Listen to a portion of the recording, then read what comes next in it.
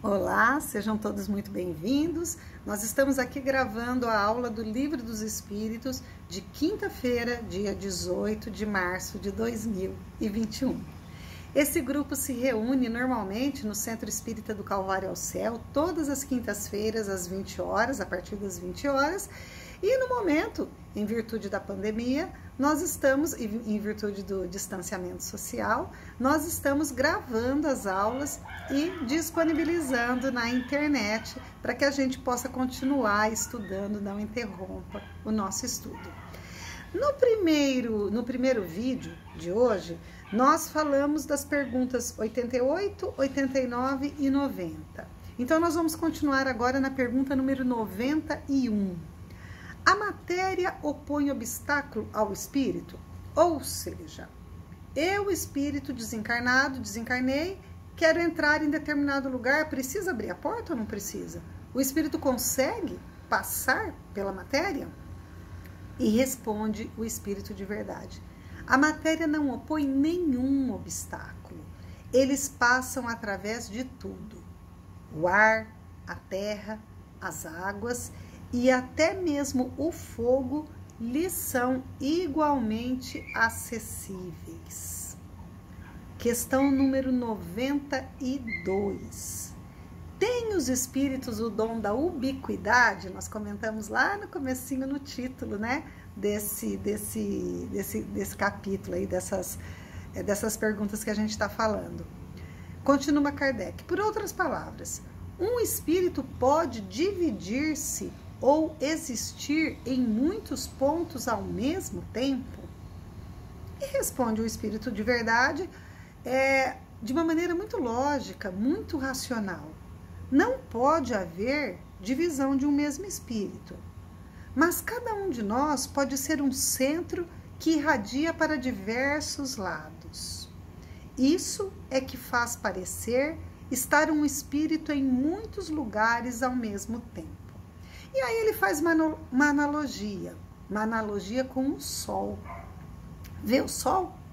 É um somente. No entanto, irradia em todos os sentidos e leva muito longe os seus raios. Contudo, não se divide.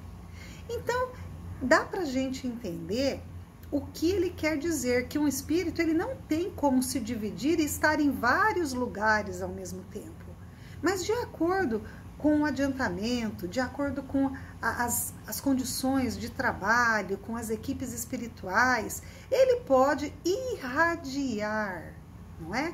Quanto mais adiantado o espírito, quanto mais vontade de trabalhar, quanto mais purificado, ele pode irradiar o seu pensamento, o seu desejo do bem, e isso pode atingir diversos lugares, e aí dá-se a impressão de que ele está em diversos lugares, mas na verdade não, ele não se divide.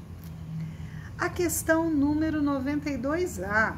Bom, já que o espírito de verdade disse que os espíritos irradiam, Kardec perguntou: todos os espíritos irradiam com igual força?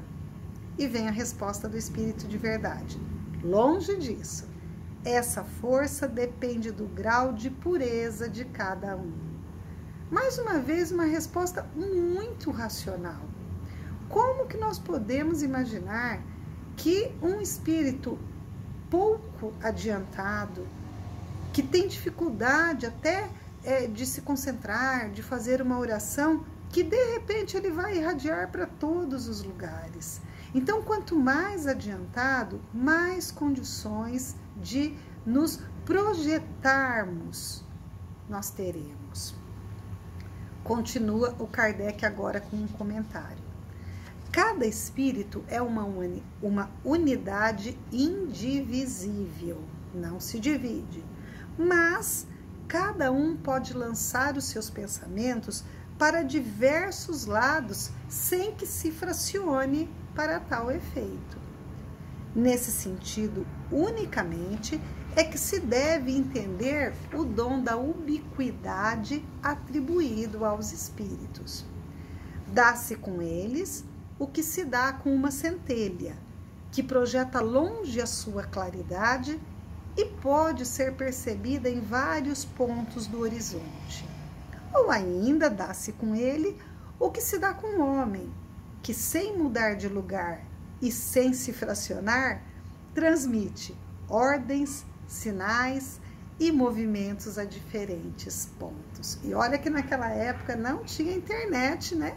Hoje, pela internet, a gente está aqui falando e um monte de gente escutando, um monte de gente acompanhando e, quer dizer, e ninguém está se dividindo, né? Nós estamos captando o que os outros falam, o que as pessoas nos trazem enquanto conhecimento, enquanto notícia, entretenimento ou até coisas que não são boas. Vai depender do nosso interesse. Agora, a gente vai falar sobre perispírito. Perispírito, também chamado de corpo perispiritual. Então, o que acontece? Acontece que nós, espíritos, hoje encarnados, não é? Nós somos o espírito, aquele que não tem uma forma definida, aquele mesmo que o Kardec falou, que não tem o dom da ubiquidade, né? Nós só podemos nos projetar de acordo com o nosso adiantamento, aquele que pode percorrer espaços através com a velocidade do pensamento. E nós espíritos, temos esse corpo que é o corpo físico, no caso, o corpo de carne. Então, quando nós falecemos, morremos, nós desencarnamos, nós deixamos de habitar esse corpo de carne. Entre, vamos assim dizer, o espírito e o corpo de carne, nós temos também o perispírito, ou o corpo espiritual. E pergunta Kardec, na questão número 93. O espírito propriamente dito, nenhuma cobertura tem? Ou, como pretendem alguns, está sempre envolto numa substância qualquer? E responde o espírito de verdade. Envolve o espírito uma substância que aos seus olhos, os olhos de vocês encarnados, ela é muito vaporosa, mas que ainda é bastante grosseira para nós, espíritos desencarnados e que conhecemos aí uma porção de coisas, pois já aprendemos uma porção de coisas. Ela é bastante vaporosa para poder elevar-se na atmosfera e transportar-se onde queira. E aí o Kardec vem fazendo também uma analogia para tornar mais fácil esse entendimento, que na verdade era um ensinamento novo. Então, tudo que é novo, é legal que a gente faça uma analogia com aquilo que já existe para a gente começar a entender. Então, diz o Kardec, envolvendo o germe de um fruto, há o perisperma. Do mesmo modo, uma substância que, por comparação, se pode chamar perispírito, serve de envoltório ao espírito propriamente dito. E o Kardec pergunta, de onde o espírito tira esse seu envoltório semimaterial? Já que o espírito de verdade falou que é algo vaporoso, né? E o espírito de verdade responde, do fluido cósmico universal, de cada globo. Razão porque ele não é idêntico em todos os mundos.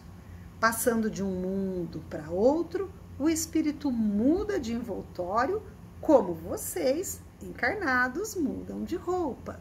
Então, o corpo físico e o corpo espiritual são como roupas para a gente espírito.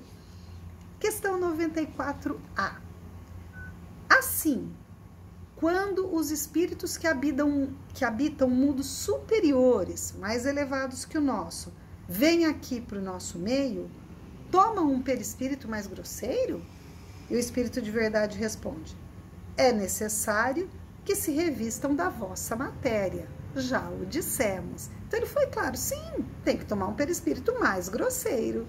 Bom, então vamos fazer mais um intervalo e depois a gente volta com a terceira e última parte da nossa aula. Até já!